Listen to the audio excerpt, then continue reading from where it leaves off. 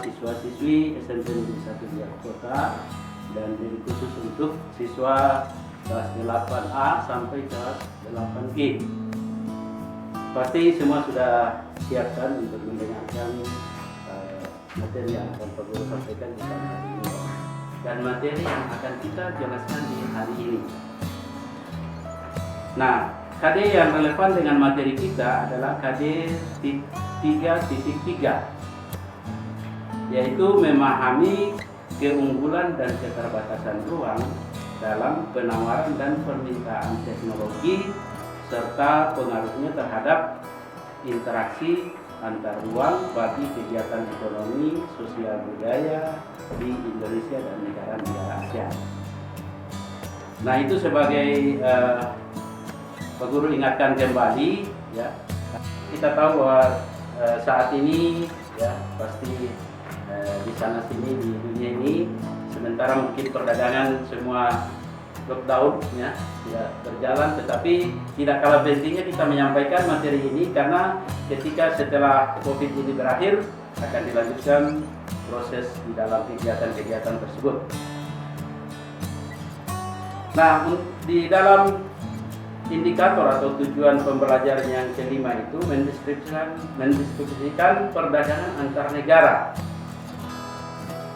Untuk dapat mencapai suatu tujuan, ya, pembelajaran tersebut, itu kita sudah membuat mengembangkan lagi ke dalam 4 materi, ya.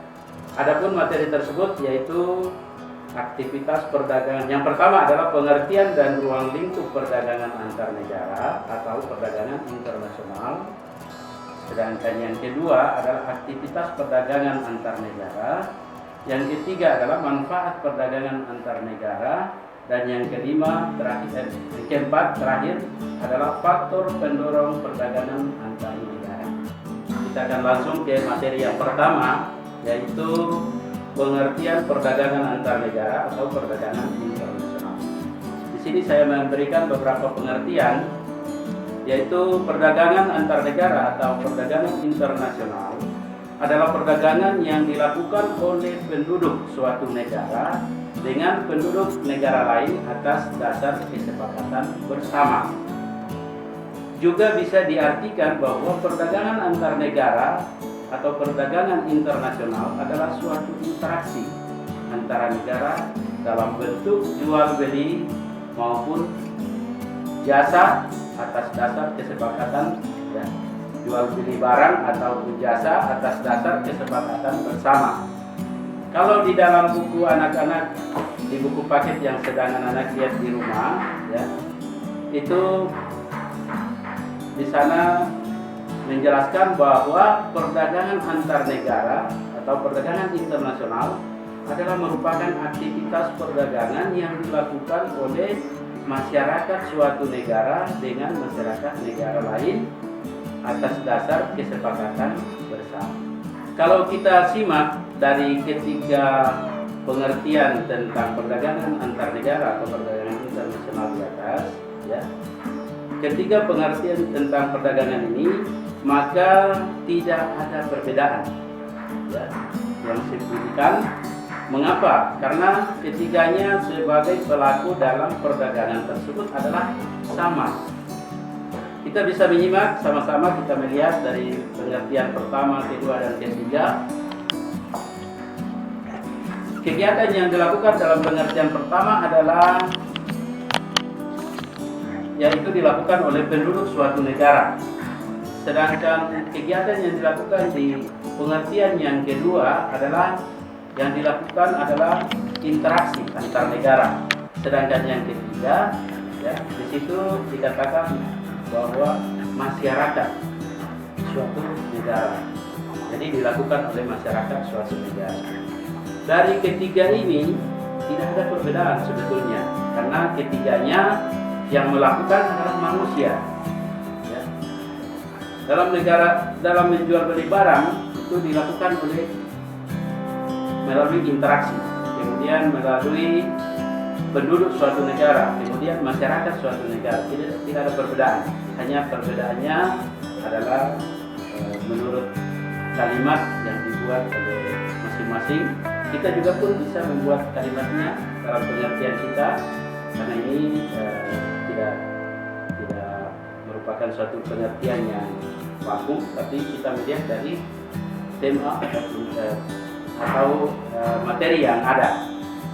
Nah, kalau disimak ketiga pengertian itu tadi, maka kita akan melihat bahwa yang pertama ya dilakukan oleh penduduk, yang kedua dilakukan interaksi, dan yang ketiga dilakukan oleh masyarakat.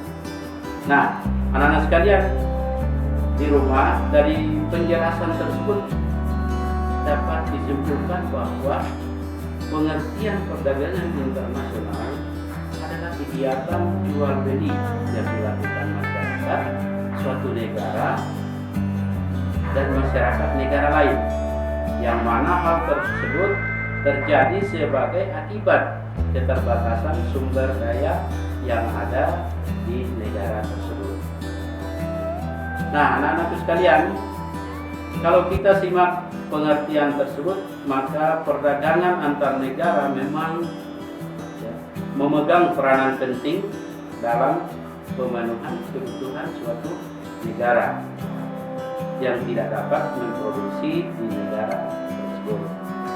Entah itu karena adanya keterbatasan sumber daya alam, atau mungkin karena adanya keterbatasan sumber daya manusia, atau juga karena keterbatasan modal ataupun skill. Nah, dengan demikian perdagangan antar negara itu menginginkan terjadinya, pertama, jual beli atau tukar menukar barang dan atau jasa. Yang kedua, kerjasama di bidang ekonomi antar negara di seluruh dunia. Yang ketiga, pengaruh terhadap perkembangan ekspor dan impor.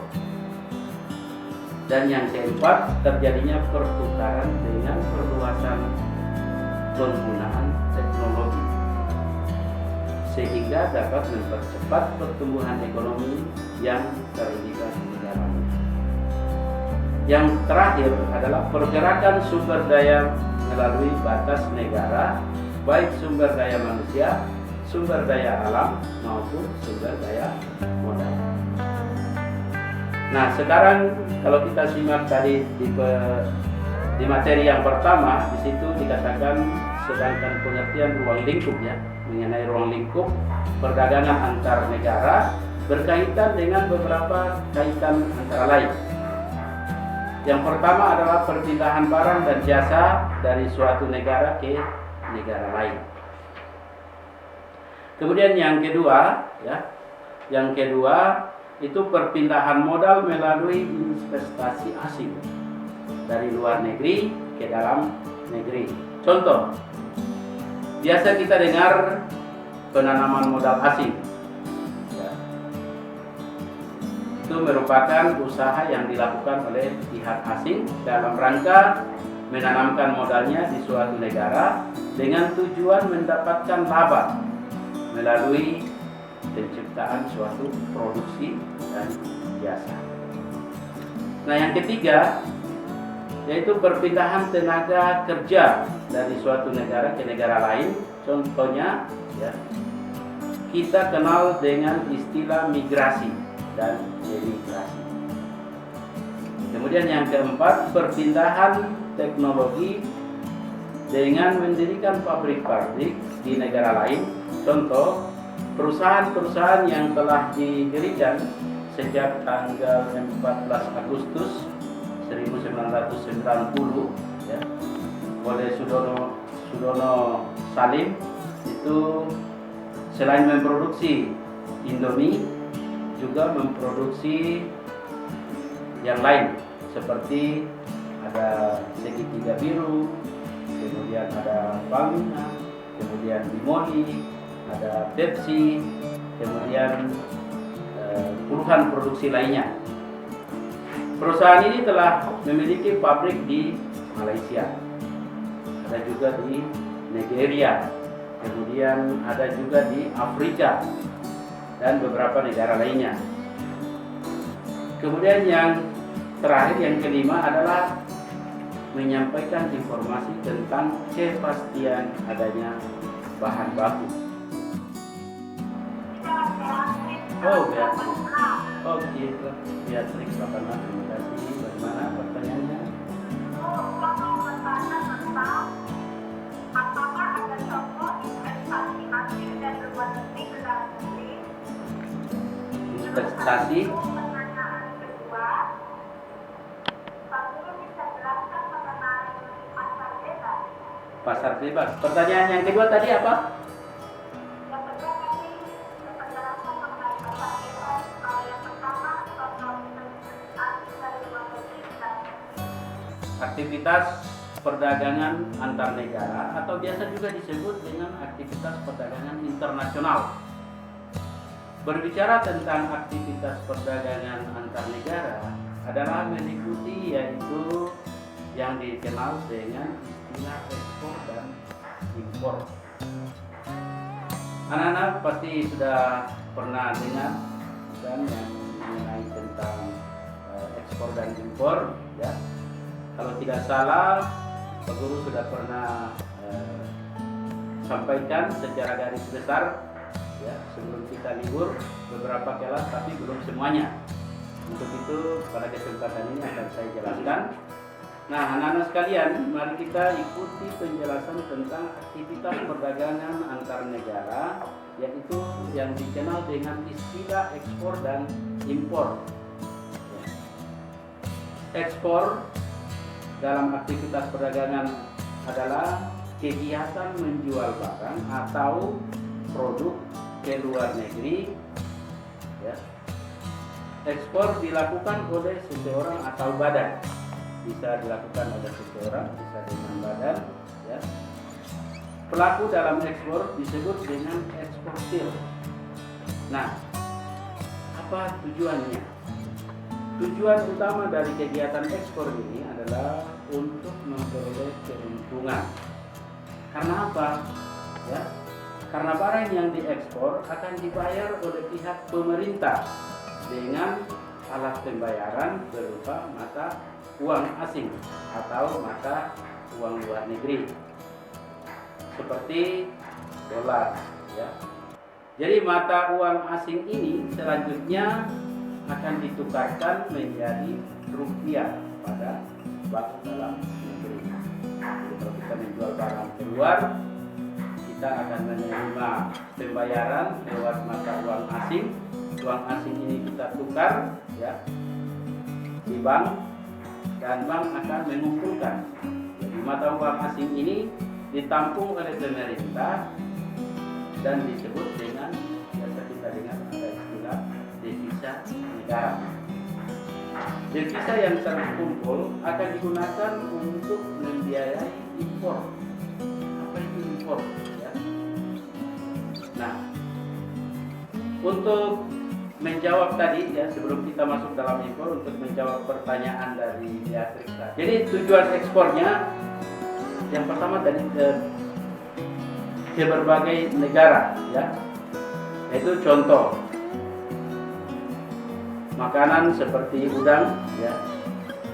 Itu udang dibekukan itu kita ekspor ke Amerika Serikat. Kemudian ada juga yaitu blue band, ya. Blue band itu kita ekspor ke Tiongkok. Kemudian minyak sawit. Nah, minyak sawit ini kalau tidak salah itu dalam bentuk filma dan kunci emas. Itu kita ekspor ke Belanda dan Nigeria. Nah, anak-anak sekalian, impor adalah merupakan kegiatan membeli barang dari luar negeri. Ya. Nah, seorang atau badan yang melakukan impor disebut importir. Apa yang dilakukan oleh seorang importir yaitu membayar barang yang ia beli, terus bayarnya pakai uang asing. Caranya bagaimana? Caranya dalam importir dapat menukar uang rupiah mereka dengan mata uang asing di bank dalam negeri. Setelah ditukar di bank, selanjutnya digunakan untuk membayar barang yang diimpor. Nah, anak-anakku sekalian,